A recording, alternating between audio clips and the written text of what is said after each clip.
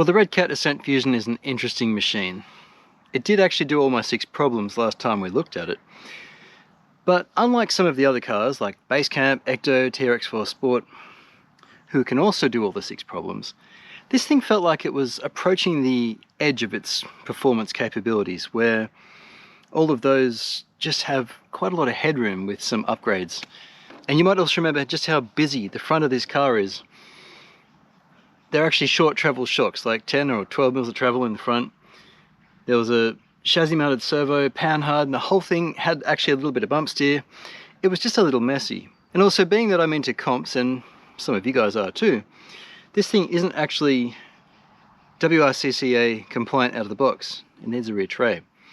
So I've gone away, I've actually spent the best part of a week of all my spare time that I spend on this channel making this car better. And it's not just for me, I'm going to give all of this away. Alright, hope you're sitting down. I'm going to show you what I've done. It's a bit of a list. Okay, first and foremost, I wanted to get the servo fixed up. I wanted steering on top of the axle. But it's not as easy as just making a servo mount. But I've done that. We also then needed to remove the panhard and add a second upper link.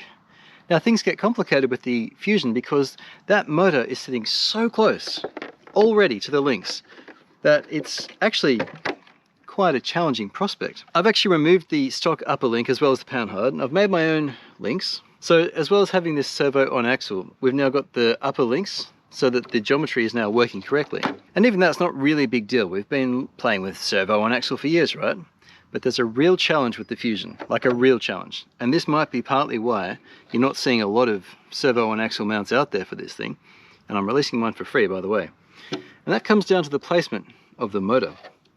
This needs to be able to move freely, as does this when the motor is sitting there.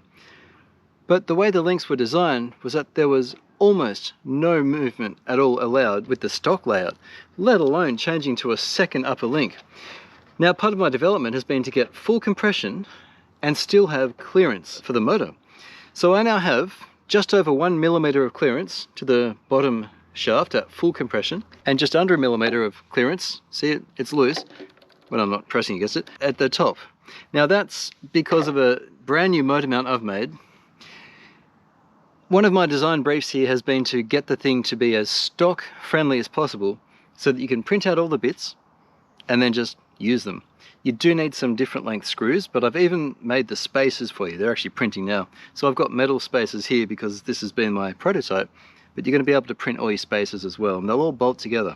So we've got a working motor with a brand new motor plate, and I'll give you instructions on printing, not on this video. I'll put them in the description where you can download them also, which is on RC-TNT.com. So you'll have a sheet that gives you everything. So now we've got a servo on axle, which gives us the full throw. We've got our brand new motor mount, which moves the motor up and angles it back, which allows us to have 4-link in the front. We've got the tray. But to get the tray, I had to remove the shock hoops. And to remove the shock hoops, you either have to really compromise your suspension, or you need a different solution. I've actually made cantilever suspension here that works with the stock shocks, and it also gives you a little bit of adjustability so you can change how much influence the axle has on the shocks, or the movement of the vehicle has on the shocks. I've gone for a neutral position here. And again, you might see I've got some shiny spacers glinting in the sun here. You can print spacers for all of this. And in fact, I'm even going to release the bed that has a screw hole in the top, so it bolts onto a spacer that goes between the shocks. So you shouldn't need to buy spacers. You will need a couple of washers. But this is cantilever suspension and it works quite well. I've made it so it's fairly neutral. It sits down a little when you put it down. Now, in my 6-problem course, the tires were really bendy, and I didn't like that. I've recently designed, I think, 4 or 5 different TPU inserts, including one set just for these tires, so that we've got the feel of 2-stage. It's quite soft in the front, and then it gets hard, and it's firmer in the rear, but there's good sidewall support. There's no longer any of that bending that was really compromising performance. So, comp-friendly, better steering, no more bump steer, full clearance for everything. How's it drive? Let's find out. So I was programming this thing with a card, but as it turns out, I've affected the drag brake rate. It's way too high. This is like for trail driving now. Not to worry. This is problem 1. We're just going to drive consistently and hope for the best. Love seeing the cantilever suspension working. And look, we've got a bigger steering angle than we had before. I need to trim that body back a shade because nothing's changed about where the wheels are sitting, but now they're going to hit the body because you've got better steering. And I mean, honestly, if your improvements are such that now the stock body is just in the way because the steering is so much better with the same components, I think it's a job well done. So we've got to cut that back a bit, you see. Look at that rear suspension working. I know they say hide the amount of work that goes into your great achievement so it looks easy, but I tell you what, I have spent my week on this, making this car work. It's been a real project, and it's my pleasure to do it for you. Now, really, we want to go out and then come back in at a steep angle, but we'll just try this first, just to see. The tires are a lot better now with these inserts. These are firmer than some people like, these inserts, but I find they work quite well with this style of tire. Oh yeah. This car is so much better, like so much better. I think it might want to be a bit firmer on those springs. They're not quite correcting, like, oh, actually no, you know what? They're good. I'm liking them so far. Look at that. Now, just between you and me, when I was at Nationals at the end of April, people were talking about the Fusion because it's new. And of course, I understand it's in stock now, so I'm glad to have this video ready for you. But several people asked me about it because they know I do a lot of cars. And I actually said I didn't like it very much. Like, it's a beautiful car. I really like the premium feel of it. Hang on, we'll just move the camera. I didn't say I didn't like it very much. I said I don't think it has enough headroom to be good in comps because it did the 6 problems by the skin of its teeth. That was my issue with it. Oh, well, bummer. Well, that's my servo mount. Yeah, all right, I thought that might be enough material. We're going to need more material. I can see where it snapped. I've just got to make it thicker. Right, it's the next day. I've bolstered the bracket. It's now twice as thick out the front. It's an extra mil taller, and I've adjusted the rest of the geometry to suit. And most importantly, I think I've printed it on a different axis. So previously it was printed up that way, which is why I think it just snapped. So now I've printed it that way. So when you print this thing, you stand it on the side and it fills up that way. So now you've got straight lines and loops going all this way. So it should actually be a lot tougher now.